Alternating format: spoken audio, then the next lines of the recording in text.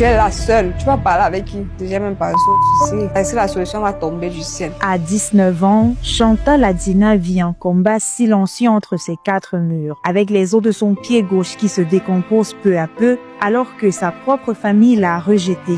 Cet accident du 7 avril 2024 qui a bouleversé sa vie, elle s'en rappelle comme si c'était hier. C'était un dimanche.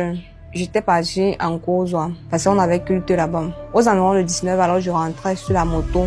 J'étais avec un de mes amis. Le motoman n'a pas vu la voiture de devant venir. La voiture nous a percuté, on a fait le face à face avec la voiture. Et moi, j'ai eu déchirure et perte de même parce qu'il y avait une partie de l'os qui s'est perdue. Orpheline de mère et de père, son oncle devient son tuteur.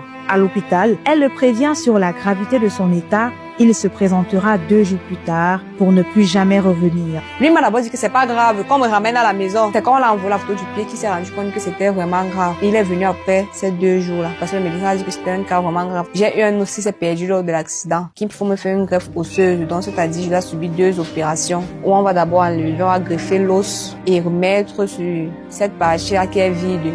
Puis mettre des fixateurs et tout. Ils en ont demandé une somme de 1 500 000. Je vais pas mentir que quand mon oncle est quitté là, je me disais que non, il allait revenir et tout. Je suis restée là à l'hôpital avec mes camarades. J'appelle encore mon oncle, j'appelle. Jusqu'à j'ai fait 8 mois à l'hôpital central de Yaoundé. Au bout de 8 mois, ses camarades vont rassembler la somme de 150 000 francs CFA pour la faire sortir de l'hôpital. Mais pour aller où? Comme arrivé à Fougerolles, c'est sa femme qui était là.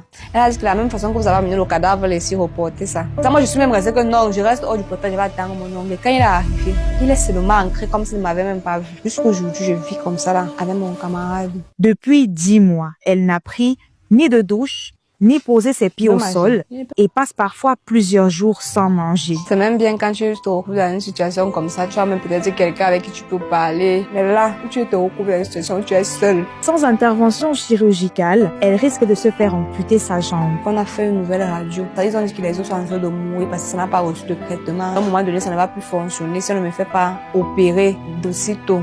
Démunie, abandonnée à elle-même, Chantal lance un appel à l'aide. J'aimerais m'adresser aujourd'hui à un cœur de mère qui me regarde, de père qui n'aimerait pas voir leurs enfants en train de bafouer comme ça. J'ai la chance aujourd'hui de remarcher. Il y a une possibilité que je remarque, c'est que je viens crier à l'aide.